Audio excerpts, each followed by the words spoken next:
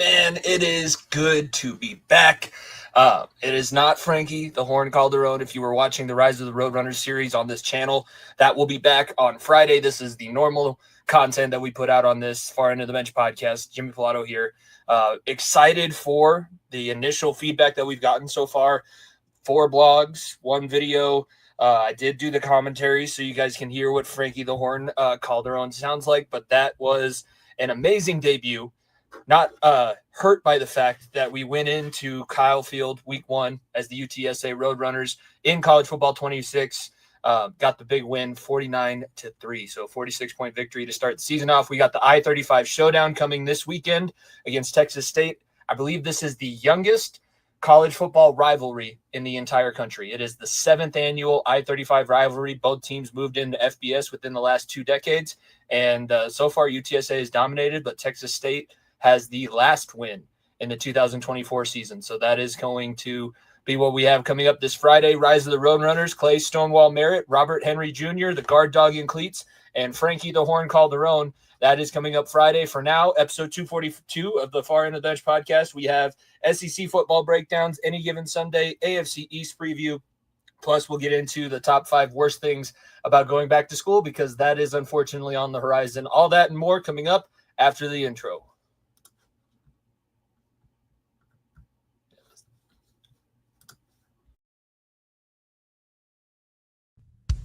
If you don't stay down and you never quit, come on over here and sit on the far end of the bench.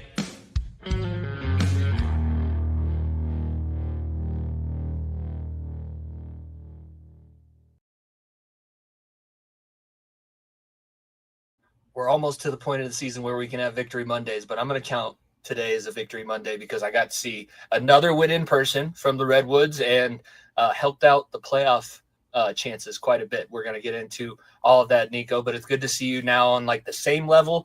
You're not the all-powerful Nico Bryant. I know you don't. Now, here's the thing that you need to know about Nico. He does not talk about himself. He does not brag. He does a lot of really cool shit.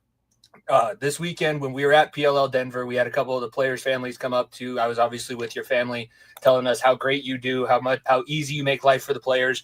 It was a great thing to hear about somebody that we care about. But Nico is that guy when it comes to PLL Denver, and he doesn't lose when it comes to PLL Denver. The Redwoods just don't know how to lose here. We don't know how to play a not close game either. Two straight years of overtime games, and then this year was the one goal win. The goal was us leading or not leading the whole game, and a goal in the last minute took the lead and win. 2 separate 4-point comebacks. Yes. It can never be not interesting, I guess. So look, at least I'm undefeated at home, so that makes it a lot more fun, to say the least. But yeah, I mean, like it was. I could not stress enough how nice it was to sleep in my own bed. I had guys asking me like, "Are you like close by?" I'm like, "I'm sleeping in my own bed. I literally live across the street from the hotel we're staying at. Can't disclose the information for certain reasons. What hotels we stay at, but I'm right across the street from the hotel, so it makes my life a lot easier that way. I can drive to the venue. I can get my family to the venue to the game. I can have my friends there. I can have it's just the most wonderful weekend of all of them. Like obviously San Diego is a close second because it's our home weekend, but this is my home weekend. So, and the guys treated me well, like it was my home weekend. So I can't appreciate all this support enough. It was a great time, and we said it going into last weekend. It was going to be a huge event. It didn't disappoint. Denver has a pretty strong lacrosse fan base, especially with the way the Outlaws have been playing. They got 1 win. Like I said, we're getting too far into all of that now. We are getting dangerously close to football season. Preseason football will start this weekend for the NFL. We have our first college game taking place in less than 3 weeks. Kansas State and I'll get the other team out there. They're going overseas. They're going to have the first game. But college football, everybody knows that everybody's starved for it. And Peyton Manning, Omaha Productions definitely knew that as well, because this week is probably, I can't imagine they haven't had less than 45 million people watch the first season already of this SEC football any given Saturday series. I know that it was something that we've both been looking forward to. The SEC has a lot of history, but they are capitalizing on the fact that everybody just wants to see some sort of football on the screen. Yeah, I mean, everybody's chomping at the bits. I mean, the viewership for the Hall of Fame game last week, I'm sure, was insane. And I know we have more preseason football starting on Thursday again. So like, it's everyone's chomping at the bits for it, especially with the release of college football 25, now 26, and all the hype around the video game and the Rise to the Roadrunner series on this channel. Yes, Rise to the Roadrunner series. Like everyone's just chomping at the bits for everything, and to have now a documentary like the NFL did with quarterback and wide receiver, like Formula One did with Drive to Survive, like golf did with Full Swing. They're like, oh, our turn. Let's jump right in the mix of it because why not? Why would you not? Right? Yeah. Why would you like? Everyone saw what – look, NFL Films is really the catalyst in all of this because what NFL Films did has done with old footage of Super Bowl winning teams or players throughout their career has really catapulted this into the next level because everybody now loves seeing the background stories, the background things that you don't see outside what's shown on TV, right? The stories of how players become – stars on the team or how players get NIL deals or whatever it may be. And now like the series with Any Given Saturday, like it adds it even further that you can see it now into college programs, which is like a whole different world of football. A whole different world it means a little bit more to some people. It's college kids that majority of them will not play at the next level. Like it has everything you can want in a show. I haven't started yet, but I will be once I catch up on a couple of the shows. But it looks fantastic. I'm going through slow because we're doing blog series. I put out our first blog on episode 1 today, and it's an interesting world that I think there's, especially in the SEC. I just looked it up. According to some study they did in 2022, there's over 54.1 million diehard SEC football fans within that region of the U.S. So there's a lot of people, and I said it last week with the Ohio State-Michigan rivalry when we were talking about the Big Ten. We don't understand that rivalry. We probably don't even – I mean, we understand it way better than any foreign person coming to the United States would, but we probably still don't even understand what football is like in SEC country outside of the very small taste that we got in Alabama. I think SEC is the only – like, and this goes to the South, I think in general, you could throw that in there. It's like the SEC is the only part of the country where college football is bigger than the NFL. The majority of those states don't have an NFL. On the West Coast, it's NFL, right? Yeah. Northeast is the NFL. Midwest, I would say NFL. I think that's probably the next closest of it being college heavy. Yeah. But majority of the country is NFL heavy, and in terms of how much they watch it, how much they enjoy it, and how much they intake the NFL. When it comes to the South, Alabama has 2 professional sports teams: Alabama Crimson Tide football and Auburn football. That's it. That's their professional teams. Yes. But like. They don't have these, like Mississippi, for instance. Mississippi doesn't have it. Arkansas doesn't have anything. Columbia, South Carolina. Like all these states have nothing but that team and what that team does every single Saturday. And we don't realize it because we're not in it. And I think the only people that really know it are the people that live in the South and live it every single day. But we get a taste of this with the show. Yeah, I'm looking it up now. There's 145,000 people that live in Columbia, South Carolina. The stadium can seat 77,000 of those 145,000 people that live there. Nuts. It is something that's different. And this is a cool side of things because it's the first time that we're seeing the NIL side of things. I think if this came out a few years ago, it would be totally different when players weren't being paid, quote unquote, above the table, especially if we go down south. We were just watching the Pony Express 30 for 30 and seeing Eric Dickerson's Gold Trans Am show up out of nowhere. That's pretty much SEC football in a nutshell. But you get to see the actual person, and I think that's what's hard about college football with as big of a business as it is, and I think you understand this as a college basketball fan. We hear about it all the time during March Madness, but these are kids. They're kids. You don't have to threaten to light their house on fire because you lost too much money gambling on 18 to 21-year-olds. I don't like Brian Kelly, but I think he had the best quote of the entire first episode where he said, I'm putting, it's a very controlling experience being a coach. I get to decide when they show up. I get to decide where they go, what we do at practice on a daily basis. And then we go out on Saturday and I turn all that control over to 18 to 21-year-olds. What am I, fucking crazy? I have my mortgage, my house, my family, and I'm doing all this. Okay, here you go, 19-year-olds. Let's go have a day. it's a whole different like way of like managing people. That's the only way you can put it. It's like I said, these are just kids. There's no one above. I mean, there's a couple, but there's no one above the age of 22 years old. It's high school kids coming out of high school graduation, and kids are starting to drink.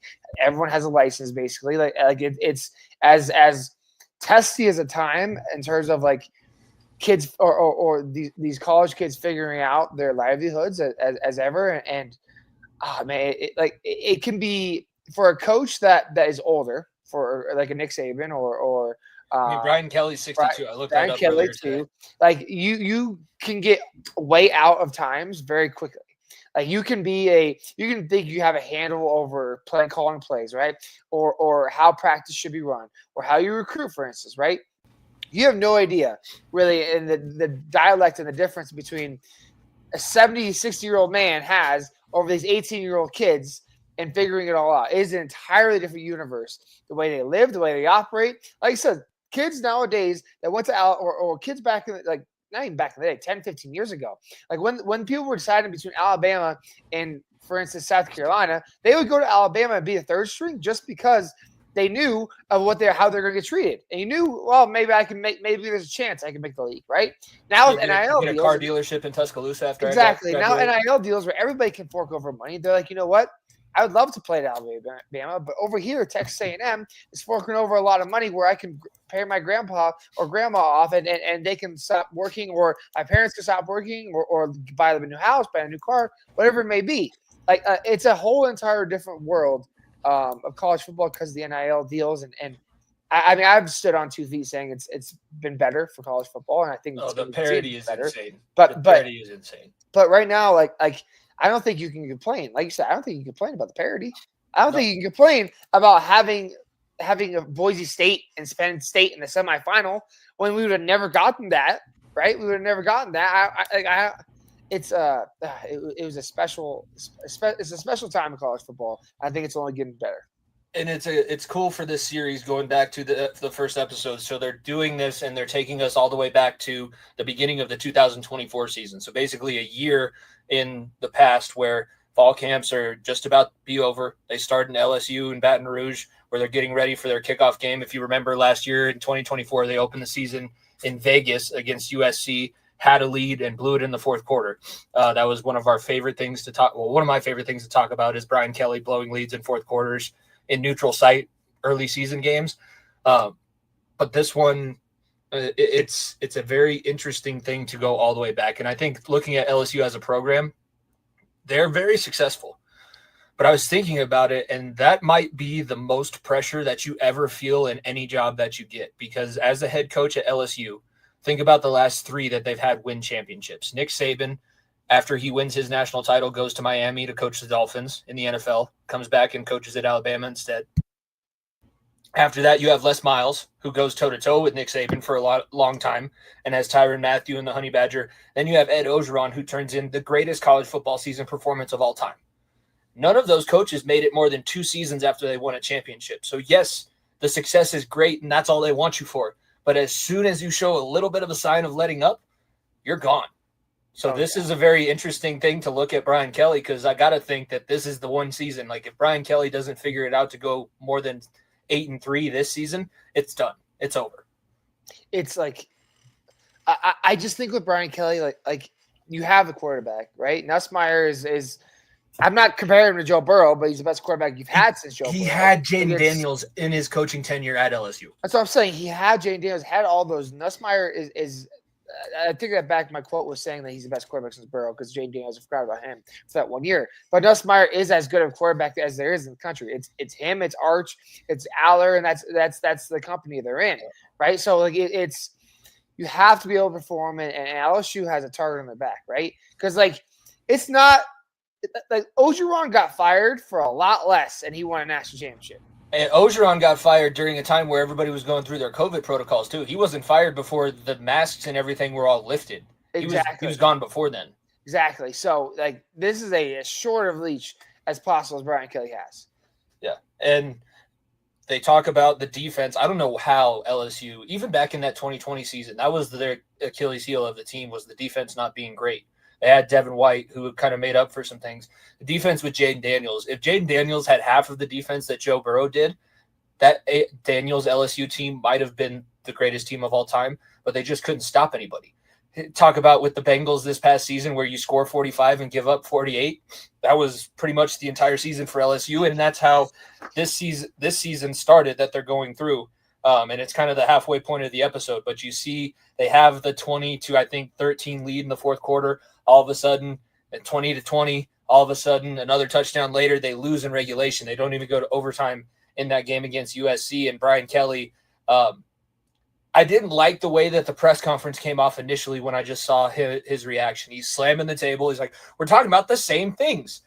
But with the way that they did it, they have his interview going, and he actually puts some context to it. Like, it's not like I don't hate the players. I love the players. I try and make a best relationship that I can with the players. And then when we see the same things go wrong, that's where that frustration comes from. When it's the exact same rundown of we have to make one clutch play in the fourth quarter and we win this football game, and you have 5 opportunities to make that clutch play and it doesn't happen, it makes a little bit more sense. So, I don't like Brian Kelly. I would not want to play for Brian Kelly. What I will say is that this series is kind of making me see him in a better, like, he's more of a person. Like, he's just a coach trying to figure it out, like a lot of the rest of us throughout the country at whatever level. He's just trying to figure it out. He's much more personable, and I think that, like, honestly, that he got such a bad light about the Notre Dame exit and how he left, and look at where they're at compared to where he's at right now. Obviously, they had a chance to win the national championship last year. They're in the playoff. They made the national championship. They're on average getting a better recruit under Marcus Freeman than they did under Brian Kelly. And Marcus Freeman, just even from that, I remember us talking about that on the show. Like from the first meeting in the weight room when Marcus Freeman took the job, you could tell the team was fired up that he was the head. Right? You could tell that he was the guy there, and it was it's no slight to what Brian Kelly does, but it's just like they said, the young up and coming like energy that helps so much that has really helped Notre Dame as opposed to what LSU is dealing with. And I think LSU, if they have another bad year, they're going to do the exact same thing and either hire within a young guy or find another up and coming young guy to bring in the group and try to energize that program. You'd like to think that having the same defensive coordinator for this season, because they did get a lot better towards the end of last year, they kind of lead into the end of this first episode is the South Carolina LSU game that they had against each other in week 3. So the way this one's kind of set up, they talk about the two combatants separately and lead into the game. And then, so we'll go through that. The other team that was focused heavily on in episode 1 is Shane Beamer and the South Carolina Gamecocks. Out there in Columbia, it goes directly from losing in Vegas for LSU to Shane Beamer and his family having breakfast at their superstitious spot. I don't know if you know this about Shane Beamer. He's not superstitious, but he's a little stitious. When they were on their 8-game winning streak in his first season as head coach at South Carolina, they had breakfast every single day. They have to get the exact same meal every single day until they lose. That was like 8 weeks in a row. So 7 straight days, 8 weeks in a row of just Waffle House. There's stitious, there's superstitious, then there's extra stitious, and that's what that's bordering on voodoo. It's not Louisiana, but that's bordering on a little bit of voodoo magic. I think the coolest thing about the South Carolina side, I didn't know Shane Beamer and his legacy. His dad is Frank Beamer. Do you know who that is at all? It was really obscure in the early 2000s. That was the coach of Virginia Tech when Michael Vick was the quarterback there. He was a coach for 30 years, 29 seasons. He had a 23-year streak of making a bowl game. And I think I wrote it down. His record in those 29 years is 238, 121, and 2. Yeah. Shane started on his dad's staff. It was thought that he was going to be the successor. Shane decided he's going to go out of Blacksburg and leave Virginia. Now he's in South Carolina trying to build up his own thing. I really like what South Carolina has there. But it makes sense because I wouldn't want to – I love my dad, and I know you love your dad, but if my dad had a statue outside of the office that I have to go into every day for the biggest moment of my career, because Frank Beamer has a statue as you walk into Virginia Tech Stadium, I'd probably be like, can I go I'd rather go somewhere where I'm not Frank's son, please. It's also not the easiest spot either because it's also SEC versus ACC. So at the same time, like I hate to say this, the South Carolina job is more like in terms of NCAA football job upgrade versus job downgrade. Going from close. Virginia, It's not close, a big step up, but yes, it is South a step Carolina's up. above Virginia. And it's fun. It's cool that you say that, because the way that this episode is set up entirely is that South Carolina is the redheaded stepchild of the SEC. Outside of Vanderbilt and Kentucky, South Carolina is the other program that you can basically pencil in as a victory in the SEC. That is the one thing Kentucky and Vanderbilt both have is Kentucky is the premier basketball program. Vanderbilt has the best baseball program. Yeah, South Carolina is kind of just the middle of the road. Like Columbia is a nice place. I will say I love that kind of whole area of the coast. I think that it can be a very good program. But you have to have a coach that's willing to be there and not a Steve Spurrier who's trying to get off the field at 2:45 so he can make his 3:00 tea time. That's not going to be successful there.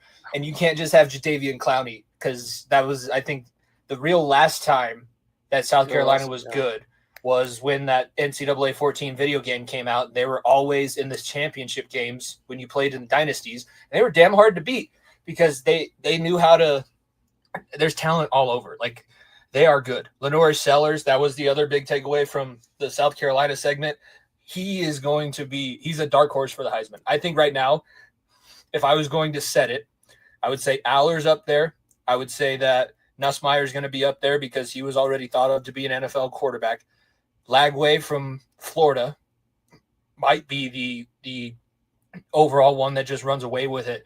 But Lenore Sellers, if he can stay healthy, he is going to have a huge monster season, because he already did it in he was a true freshman starting games in the SEC, and he had a 75-yard touchdown run against LSU in that Week 3 matchup. Unfortunately, goes down with injury, and from there, that kind of derailed them. If he can stay healthy all season, Lenore Sellers could put this team in possible playoff / conference championship contention.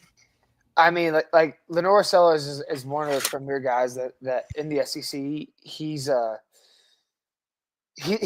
going to cause fits. He's going to cause fits for every single team. And as the quarterback of South Carolina, it's very funny that he even adds on the fact that the talent that was around Spencer Rattler and the backups that he had, and that turned out to be absolute studs in college football. Caleb Williams, obviously, Lenore Sellers. I don't think Lenore was there same time as Spencer, but he was the year after. Yeah, I know that for a fact. So it's very funny to me because I'm the Spencer Rattler hater, but I'm also going to pull up why else you should love Lenore Sellers on the screen so you can keep going. But this is the reason why everybody needs to. He's going to be, I think, a very, very fun up and down guy that's going to be a big time for the team. All right, I'll get the Dairy Queen off the screen because now I'm hungry. But if you look closely here on our YouTube channel, if you zoom in there, wouldn't it be awesome if there was a Heisman Trophy with rec specs? That'd be electric. I knew that he wore glasses. I thought that he went contacts for the game, and then they show one of the big ass runs against Kentucky, and I'm like, what is Four Eyes doing running with the football? He's like, what the hell? Yeah, I mean, like I love. They don't have busts for a Heisman Trophy, right? No, I know. His picture will have glasses in it for sure. Yeah. He'd be up there. I'm sure by the time he's 80 in that Heisman fraternity celebration, if we all do have to say, if that happens, he'll have the big ass Coke bottle rec specs all the way out to here, like they're 5 feet from his face because he can't see 5 feet in front of him, and it's just two eyeballs, just popping. South Carolina ends up losing that game to LSU. That was, like I said, where they put themselves back on their 8-3 track. Like I said, I'm really high on South Carolina. The last couple of takeaways that I have from the episode, interested to see what Brian Kelly has to do to keep his job, because I think that that's going to be a conversation all the way throughout. Kind of a sneak peek into episode 2. Episode 2 is solely based on the Florida Gators season, so they do the entire season in one episode. We talked about it last year. I think Brian Kelly is taking over the Billy Napier hottest seat in college football spot. Because if you remember last year, Billy Napier had so much going against him. Everybody and their mother wanted him to not ever coach another game as a Florida Gator, so much so that the boosters did a GoFundMe and raised $27 million for part of his buyout.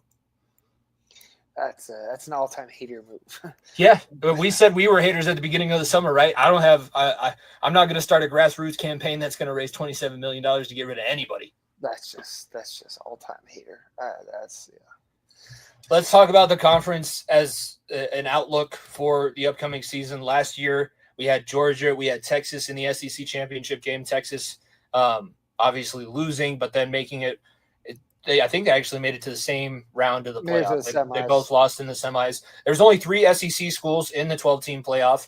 This year, it has been, I have gotten confirmation, it's going to be just 1 through 12. So whoever makes the final top 12 of the regular season will be the ones that go into the playoff bracket. I think the big things for the SEC as a conference, you want to see 4 teams. You don't want the Big Ten to continue to have this over you. They already have 2 national championships over the last 2 years. They have more teams in the playoff representation. You have to figure yourself out. And I also think I'm worried about Georgia. Like, I think that they will be fine. They should be fine on the field. Kirby Smart, I trust as a coach. I'm interested to see if we're going to get an episode on Georgia because they are so undisciplined. Oh, my gosh. Just most undisciplined. I don't like it's almost every single month now we have something in the offseason where a Georgia Bulldog player is in the news for doing something against the law. Like that's horrible. I don't know what Kirby Smart is doing. I don't know what and how he's allowing this to continue because it's not just like 1 or 2. It's a consistent now. 8 Since guys. January 2023, there have been at least 24 to 25 traffic-related incidents involving Georgia football players and staff, including arrests for speeding, DUIs, and reckless driving. Here's a thought. Let's stop giving cars as NIL deals, Georgia. There's a thought. Because they're not buying these stupid cars. Hold on. You think there's a correlation? Crazy. Wow. Huh? Crazy. I don't. If I was a car dealership in Georgia, yeah, maybe I would consider it like maybe like a top player for Georgia. But I wouldn't even like hesitate. I would be like, no, I don't want. I don't want a Georgia player wrecking one of my cars and being in the news again. Yeah, because it's just more and more bad publicity. I don't know how because look, I don't know what this looks like in the college world, but I would assume that there's people within the program that are helping NIL deals come to place. I would assume that there's people at the Georgia program. Those same people that used to drop off briefcases at people's doorsteps. Exactly. They're meeting up with like leg breakers. Hey, so you didn't make your weekly contributions to the NIL fund. That's what I'm saying. There's somebody in the program. There's people in the program that are putting these deals in front of these kids. I don't know who has to hear this, but for the love of God, do not give them car dealership NIL deals. Do not give them a signing bonus of a Maserati. Do not allow them. This is where the NIL money should go to. Limousine companies that drive them around everywhere. Yeah. The have a personal Uber, Lyft. Uber, Lyft.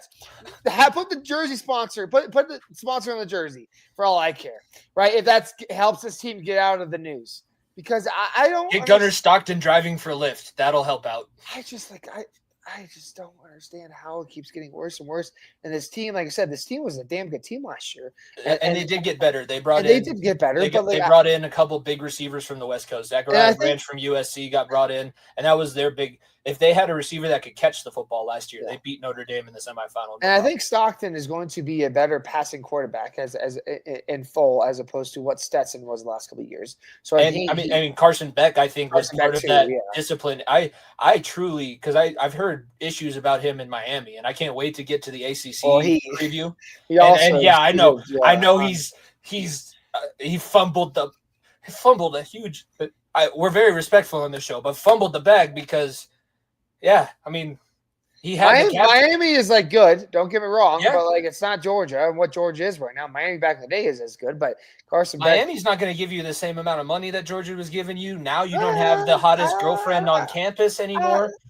I would assume. I know that Georgia is a higher in terms of better team, I would assume that if South Miami- Beach money is if pretty Miami good is- still.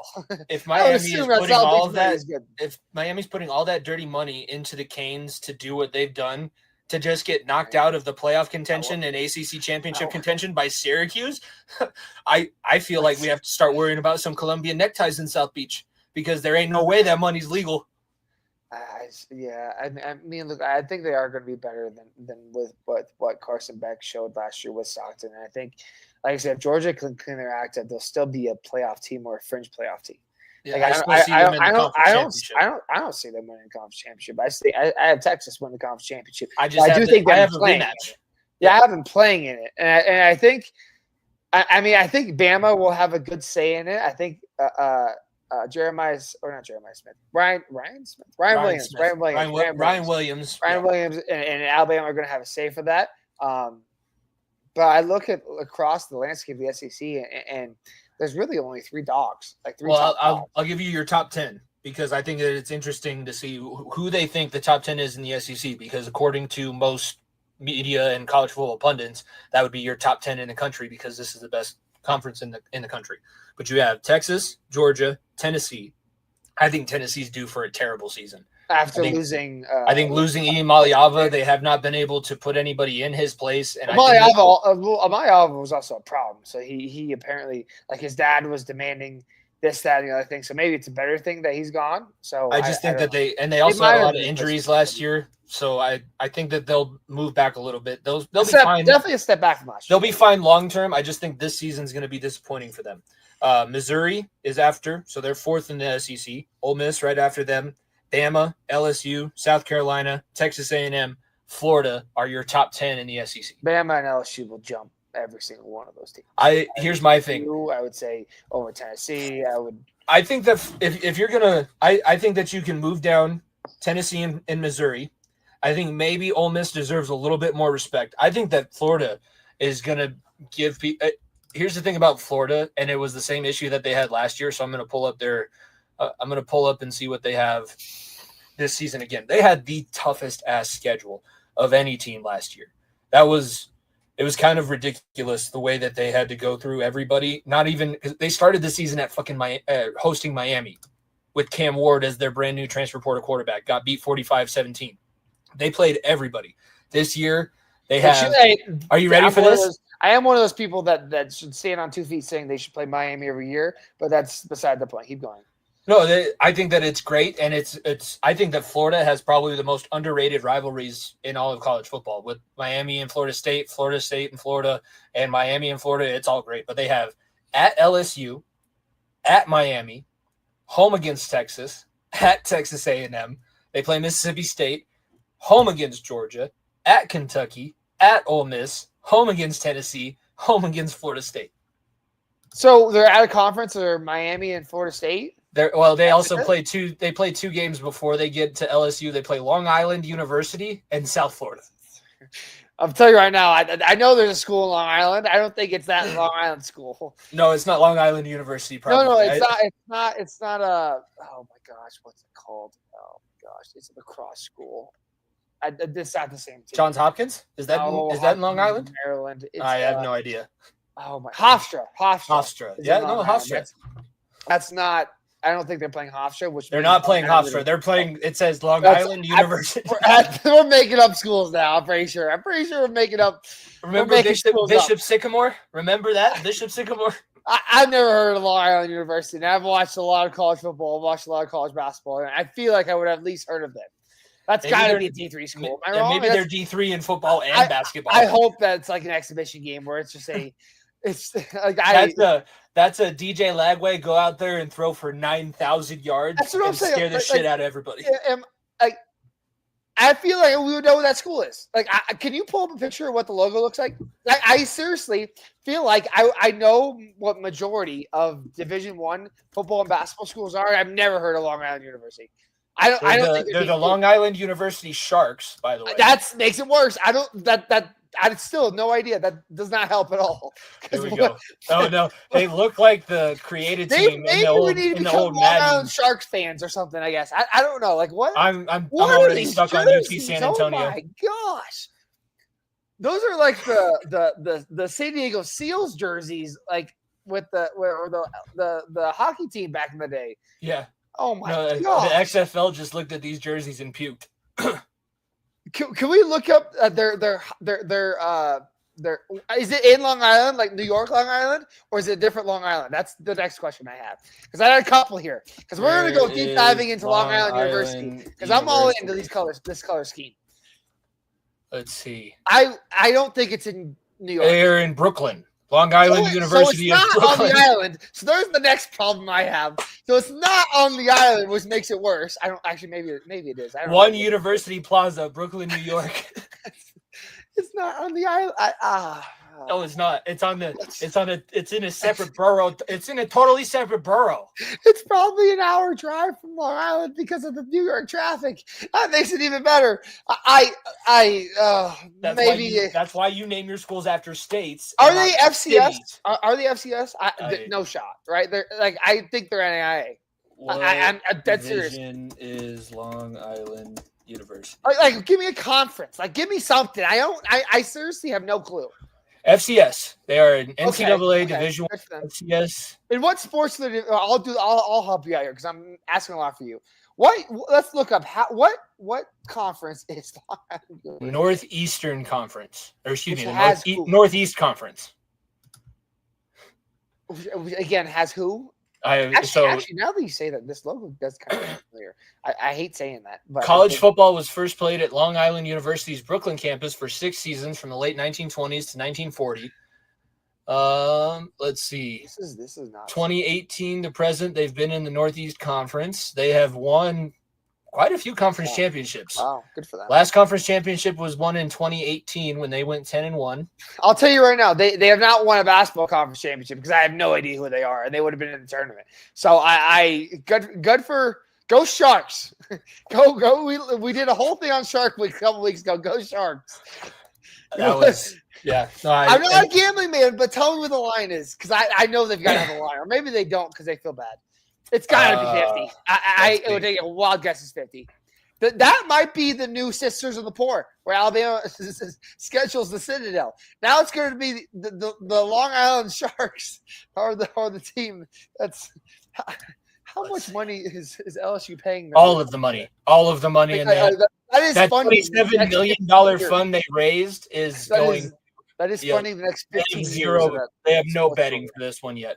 They have nothing. I would assume it's got to be an exhibition game. I cannot think that it'd be better. Going for $35 at Ben Hill Griffin Stadium right now. That feels like too much.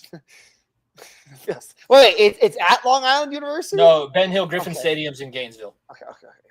They have to travel from fucking Brooklyn to Gainesville, Florida, just to get the ever-loving piss smacked out of them and go back home. As someone who books flights every week from New York, trust me, there's lots of airports they can get to from Brooklyn. Oh, I'm not worried about that. I'm just more worried about the athletic secretary is going to be looking at this like, we're going where?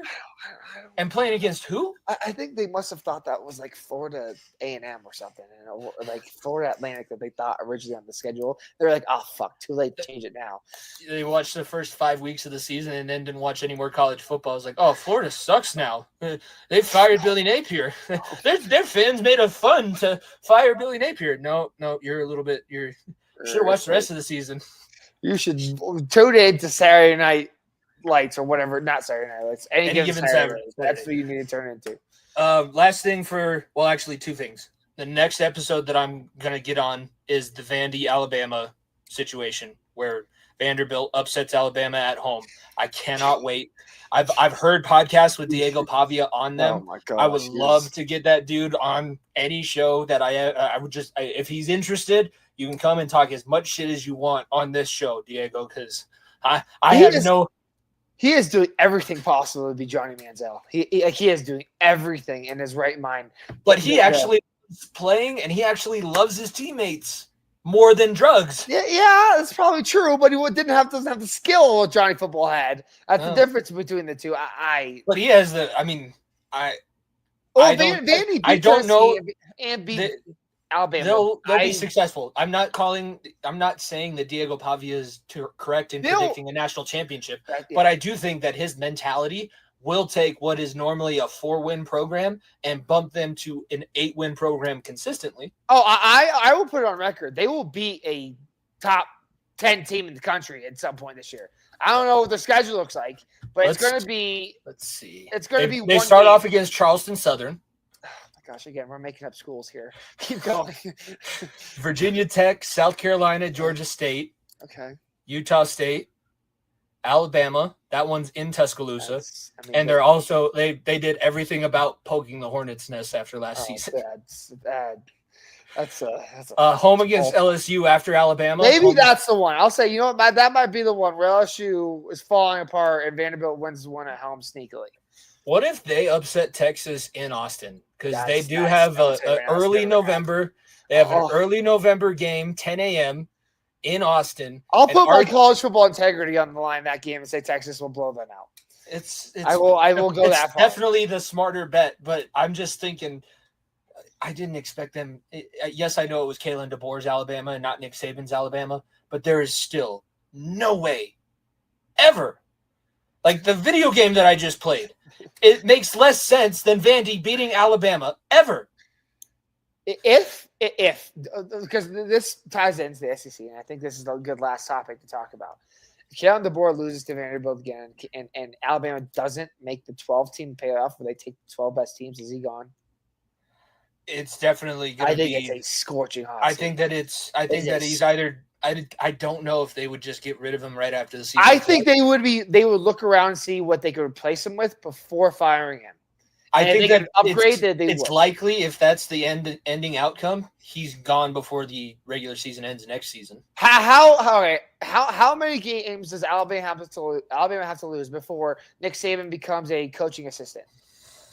Like they do in like baseball. If they lose 3 and they lose their 4th before postseason he's on the sideline making sure DeBoer knows what he's doing. Yeah, he'll definitely be there. He might even just quit his ESPN gig. Well, he's like gone on record and said that he doesn't want to deal with all the NIL stuff. I don't blame him, but and frankly, I think game has maybe passed him by too because he can't just get the best recruiting team in the country because he doesn't have now. Everyone has money to give out. But it's just harder to buy into his whole. I think that could he be successful without paying players? If he got the right players, yes. Nick Saban is that good of a coach that he could still be successful. Still Alabama. That's what I'm saying. The issue is you're not going to be able to dog cuss anybody making $15 million a year the way that you used to dog making the same amount of money as you. Yeah, exactly. I know that you are Nick Saban, but if you say any of the words that you said to Greg McElroy to the quarterback that they're going to have this season, or AJ McCarron, or even fucking Jalen Milroe. Jalen Milroe was the last quarterback that he coached at Alabama. If you said any of those things to these kids coming in today, you would be fired, canceled, and put on a spit at the Today Show faster than you can blink. Yeah, I just – and going back to DeBoer now, I just find it very hard that if they do not make the playoffs, he's around. I know what that it takes in Alabama, I take it back. I don't know what it takes, but I've seen how they treat teams that suck. And when Saban didn't make the 4-team playoff, it was a failure. You don't make the 12-team playoff in back-to-back years. You should, especially when there is no qualifiers. This is going to be 1 through 12, so just be the top 12 in the country. So you can theoretically lose 3 games this season and make the college football playoff. You just can't. Frankly, you can't have. You just can't lose the games that they lost to because they lost to Vandy, they lost to Oklahoma. Those are 2 teams that Oklahoma in a normal time, yeah, that could be a good game. Oklahoma last season when they forgot to bring an offense to the field, I'm sorry. No shot. You know what we're doing here?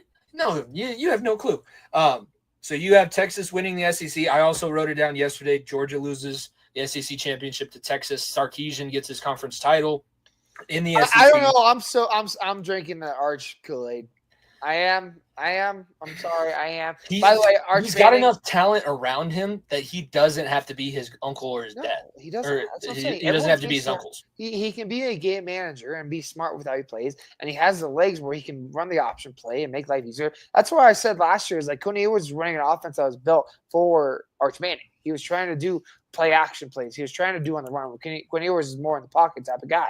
And now Arch has the ability to run the Sark offense like Caleb Williams did when he was under, or sorry, not Caleb Williams. Who was the quarterback? Bryce Young. Bryce Young when he was at Alabama, like when he was the offensive coordinator. Like he has the ability to use his legs and help the team that way. I think it's Texas years to lose. I hate to say that, but I think it is. I know one of us has to be the Longhorns are back kind of guy, and I guess I'll be the. I was the Cowboys guy last week. The Cowboys back, and I'm the Longhorns back.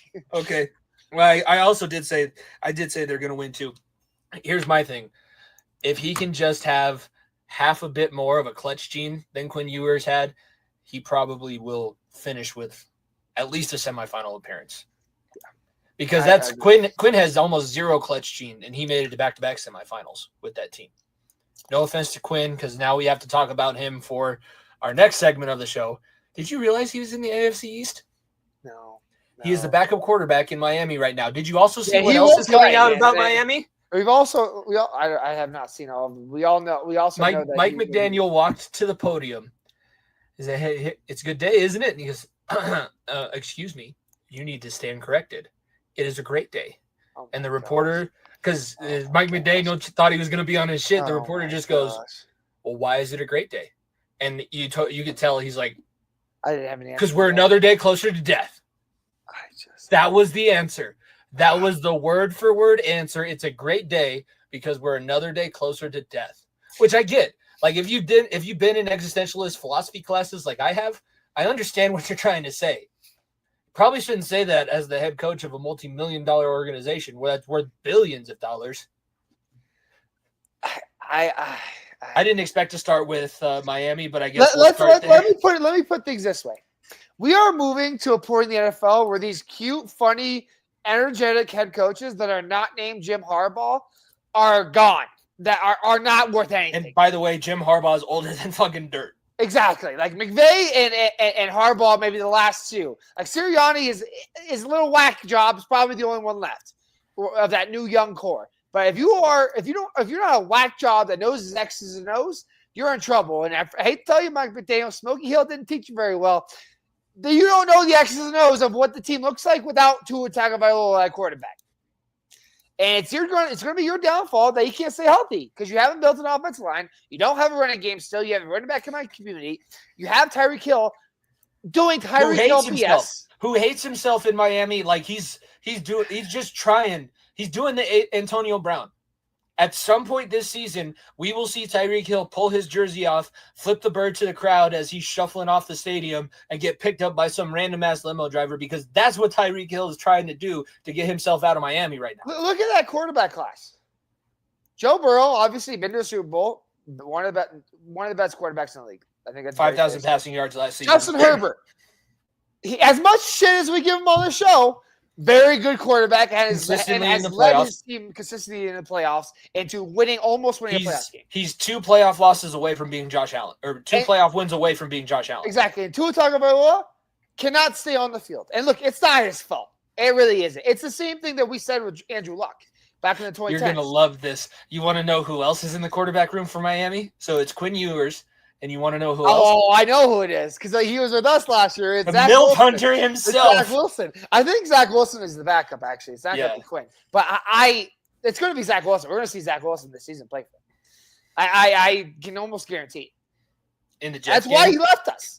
He loved the quarterback room. He loved hanging out. Be like, you know what? I stayed here. I could play. And you know who our third? You can talk about our third string is Sam Ellinger. Yeah, exactly. Texas, we'll go Longhorns, baby. We're back.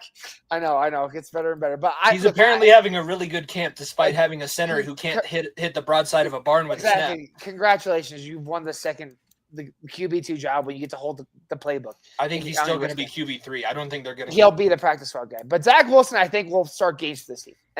And Miami may be just a team that's just like. You also traded out Jalen Ramsey to bring back Minka Fitzpatrick, who was very publicly known as the problem of Pittsburgh's defense last year. Like I said, you had Cam Hayward and TJ Watt coming out after games last season, and I hate the Steelers. It was awesome to see their defense struggle. But when those two who have been there for that long can look at one guy and say, yes, some people are doing what they're supposed to be doing, and one person's not, and it's only 39, Why would you trade for him back? I don't understand the recycling of players back to teams. That's what things that don't get me. Like as someone that works in like the operation side of things, I can tell you with a confidence, good teams and good professional sports teams, if they are trying to upgrade the team and trying to get better, you do not recycle players back.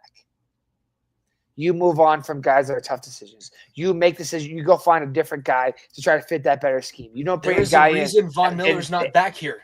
Exactly. You don't bring a guy back in that doesn't fit with what you're doing.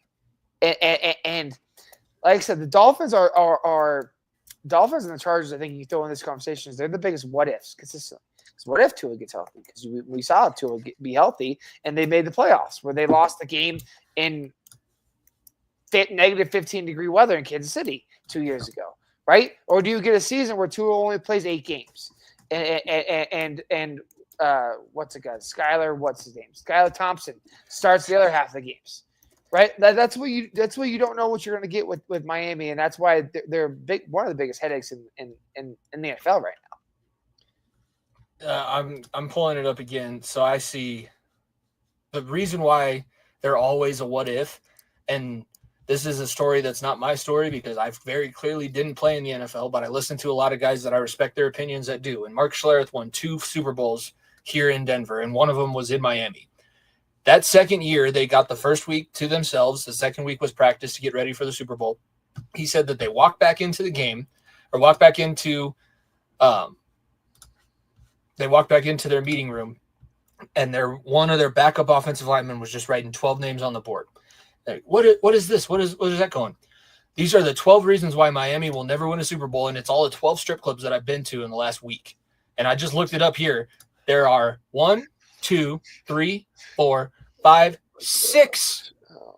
6 strip clubs within driving distance of Hard Rock Stadium.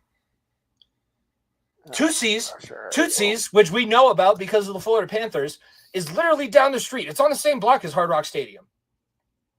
Look, that's a fact. You said that. I will also say this because let's get to the rest of this preview. They will not be the worst team in the division again, so it doesn't matter. Who? What do you mean who? I have them as 4. Are you mean who? You want to guess who I'm going to say? Who? I know who's. Take a wild guess who I'm going to say. Who? Be for you? It's yeah. I know it's the Jets. It's the worst organization in football. That's what it is. Justin Fields is better than Tua. Justin Fields got cramps, and everyone was suffocating that they didn't have a quarterback on their team. That's because there's way too many reporters per capita in New York City. All of them are looking for the same angle on a different story. Division. They're not. I hate to tell you that. It's going to be the JETS. I still think they are. Get Dawn. I want a real answer. Tell me what the Dolphins or what the Jets do that are better than what the Dolphins do at this moment, current moment, right now. Their defensive line and their defense as a whole is way better than Miami. That's it. That's all they have.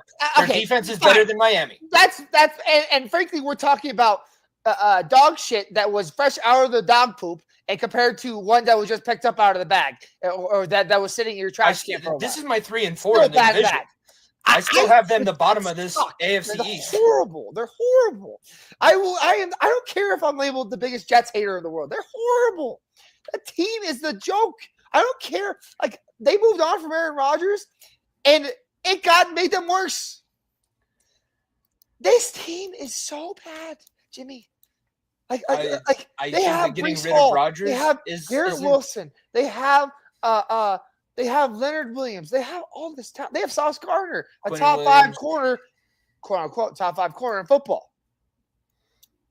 They still will find a way to lose to the Dolphins, at least split the season series with them, and then be a little brother to the New England Patriots. Nico, as bad and as then they also were last to have season, the Bills sweep them. As bad as they were last season, they still didn't finish bottom of the division. They were 3rd. I'm also well aware of that. They are so much better than Miami, it's not even funny. I will go even a step further. Miami is my 2 seed.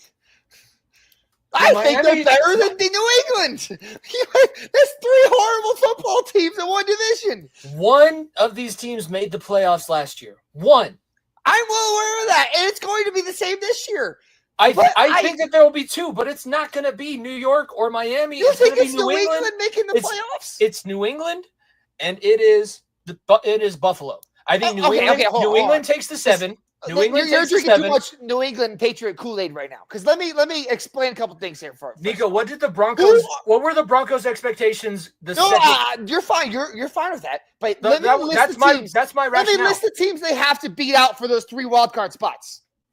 One of the Steelers, Ravens, or Bengals, or 2 of them. Sorry, 2 of them. 2 of those teams. Are they better than those teams? No, they are not. They are not. They're not better than the Steelers are the team that you can have an argument over, but they are not better than any of those teams. Then they have to beat out 2, possibly 3 out of the Broncos, Chiefs, and Chargers. Are they better than any of those 3 teams? No, but no, they are not. Hold on, I'm not done. We're not done with all the teams. Let's go to the other AFC conference, right? Texans, Jaguars, Colts, and who's the last team? They're better than all those. And I will give you the reason why. There are 6 teams that have a better shot at making the playoffs over them. Mike Vrabel, the coach matters. We know that from firsthand experience. The coach. The Broncos were the 32nd ranked roster in football last year. The Broncos had a top 5 defense last year. Tell me right now the Patriots have a top 5 defense this year. Who's on the Patriots defense? Nobody. The same amount of people that you can tell me from the Patriots defense. Patrick Surtain was an all-pro player last year. False? And they have Christian Gonzalez, who's a top 10 corner. That's pushing daisies a little bit there. You know it. He was drafted in the fucking top 15. I'm just saying. That's true. But you know who's also drafted in the top 15? Eli Apple.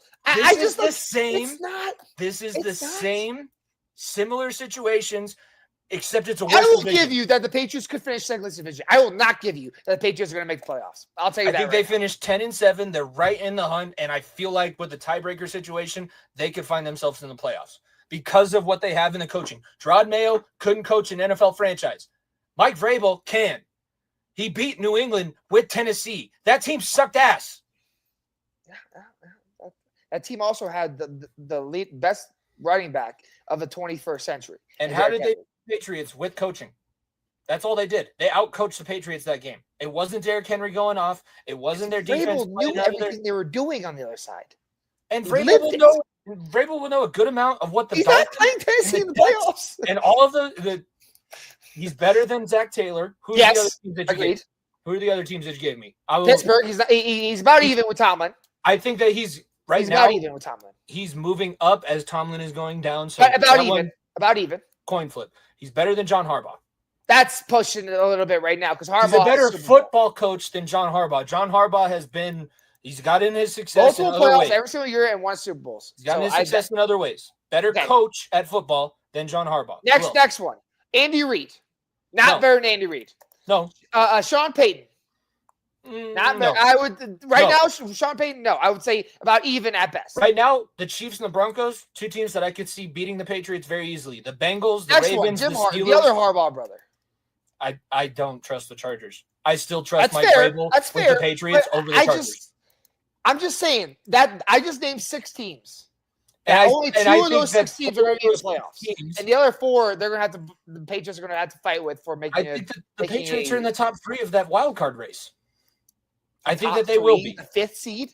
No. The 5th seed? For the fight for the 7th seed, because we know that there's always 3 teams fighting for the 7th seed. They are in the top 3 of those 8 teams fighing for the 7th seed.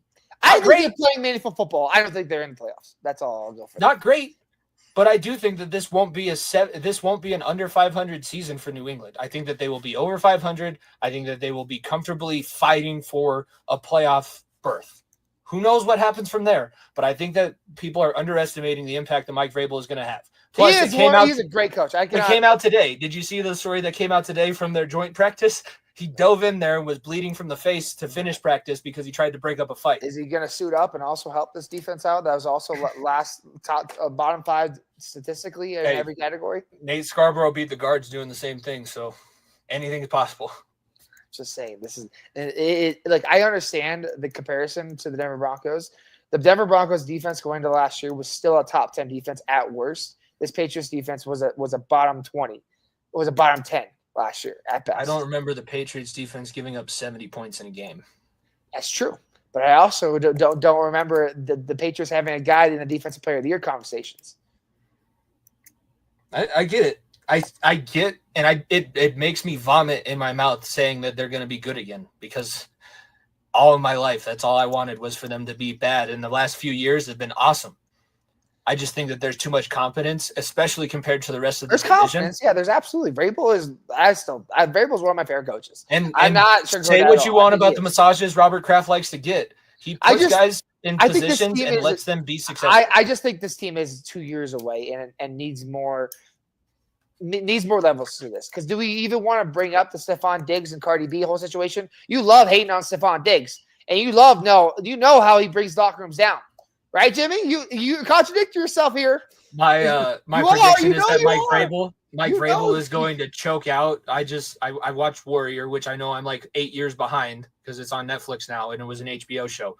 But they're going to have a Chinese boxing match between Mike Vrabel and Stephon Diggs, and he's going to steal the stack. That's all I'm saying is Stephon Diggs will bring that locker room down, because that's your point every single year. There was a point with the Texans last year. There's a point with the Bills the last 5 years before that. Every year we've had on the show, when we get previewed a team in the conference, you've brought up Stephon Diggs. I haven't heard anything about Stephon Diggs. That's the crazy thing. I haven't heard. The cocaine to the strippers on the boat? That was before training camp started. Since he reported, Vrabel has kept him under a very tight lid. It could still pop off at any second, but right now he's above the lid. So if a dog takes a poop in the house where you're not there, as opposed to a dog taking a poop while you're in there, what's the difference there? I will put my football reputation on the line. I think that Tyreek Hill will have a more volatile season in that division than Stephon Diggs. I think that we will hear 360 on Stephon Diggs. No. I still think that he's a garbage teammate. I don't think that people like playing with him. Can't deny the fact that he produces. But I think the biggest factor for the New England Patriots is going to be Travion Henderson, because I think Stephon Diggs is the only guy that's worth the shit catching balls for them. So if Travion Henderson can have a breakout rookie year for them, and I think he can, because he's a damn good running back, a guy that I wanted the Broncos to take. I think he's going to have a damn good year. Then that's going to help them and elevate them more, because Drake May is going to have guys that drop balls consistently from the outside. I also do think that Drake May, it's also contingent on him taking a step forward and playing as well as Bo Nix played in his rookie season. So I think that Bo Nix had a better setup last season. I still have faith in what I think New England is able to produce, more so than the other teams. That's the biggest takeaway from the AFC East right now. Yes, congratulations to the Bills for winning. Yeah, we don't even have to talk about them, because you're the first team. You're the first team I can remember in my lifetime that's good going through Hard Knocks. It's ridiculous to watch Hard Knocks anymore, because I'm there to watch how are they going to get there. I'm not there to watch Josh Allen hit 10 of those fucking pinpoint targets in a row. Be like, zoom, zoom, zoom. Oh yeah, I'm married to Haley Steinfeld, by the way. Get off my TV. It's not, like I said, it's not even a conversation. Everyone chomping the bits for second place and who's going to fight in the wild card for this division, because the Bills are so far and away better. The problem with the Bills is, like I said, they are struggling right now still to get consistent pass catchers outside the tight end position. They finally got a running game last year with James Cook, which helped them a ton. Right? You thought you had Amari Cooper for games last year, which helped them a lot. I think they massively upgraded their defense when they brought in Joey Bosa. I think that is going to help. Like, I love Vaughn as much as the next guy. Joey Bosa is younger than what Vaughn was last year. So I think he's closer to his prime than what Vaughn was. So I think that's going to help them a lot more. I think you add in like the offensive pieces, the young guys from receiver, they're going to have big years from Keon Coleman. They're going to have a big year. Coleman stepped up last year. Right now, it's him and Josh Palmer are considered the 1 and 2 on that team. And that's Josh Palmer is a good, consistent pass catcher, but is not scaring anybody with having to put a number 1 corner on him. So if you can have Dawson Knox and you can have Dalton Kincaid really have that 2-headed tight end like Tom Brady did in the 2010s with Gronk and player not to be named, I think it's going to help you a lot. But I think you're going to have to rely a lot more on James Cook this year, and I think Josh Allen wants to do that. So that'll help them a lot. They're still by far and away the best team in this division. It's not about whether or not they win the division. Their Achilles heel this season is winning 1 seed. You have to play the championship game in Buffalo. Yes. It's been proven for the last however many years you can't win it on the road. So then you have to do the next best thing. I know I get what we normally say on this show is get through the curse and get through the monkey. At this point, you're good enough. Your division sucks enough. You're winning playoff games too. You need to win. You need the Super Bowl. Get to the Super Bowl. That's like I said. The Ravens and the Bengals and I don't even put the Bengals in this conversation because they didn't even make the playoffs. The Ravens and the Bills are in the same conversation as you've won playoff games. Now, can you beat the Chiefs and get to the Super Bowl? That is the question coming up. It's also going to be a question for the two of us. Which team is worse, Miami or New York? That'll be what we pay attention to this division for. Or New England. I mean, we could go. I'll put all three in the hat because I still. We'll see. We'll see. When weird I shit know happens, New York is going to be worse. Like I said, my conversation is not New York. When weird shit happens and New England wins their first division title since Brady. I will put good. No, I'm not going to say that. I guarantee the Patriots don't win this division this year. Let's see. I'll guarantee it. Here's what we'll see if this is a worthy bet. What is the over-under for wins? I guarantee you they're not better than the Bills. I'll say that. They're not winning their first division since Brady was there. Guaranteed. 8.5 wins. That's a little too high for me. That's a lot. That is a lot. That means they were above 500, 9-7 after being a 5-12 football team last year. That's a lot. That is a lot, and you know it. I think they hit it. I think they get to 10. I don't think they get more than 10, but I think they want to make playoffs. If you are right, and the Patriots are going to be a playoff team, they have to have 10 wins. If they don't have, like I said, we said this Broncos last year. If you don't have 10 wins, you're not making the playoffs. We got 10 wins. The Bengals did not. So if you want to be a playoff team, the Patriots have to hit 10 wins. They have to go over. Frankly, that's the same. Goes the same for every team in the AFC. If you want to be a playoff team, you have to get 10 wins. Yeah. And I also think the teams that got 10 wins last year need to understand how difficult and how easy it can be for them not to win 10 wins or 10 games in the following season. Trust me. I know that last 2 seasons, we went, I think, 11-6 when we made it to the AFC Championship after we made it to the Super Bowl. Since then, I'd love to win more than 10 games in a season. Let's go and switch gears. We have the final weekend of the PLL regular season coming up this week in Boston.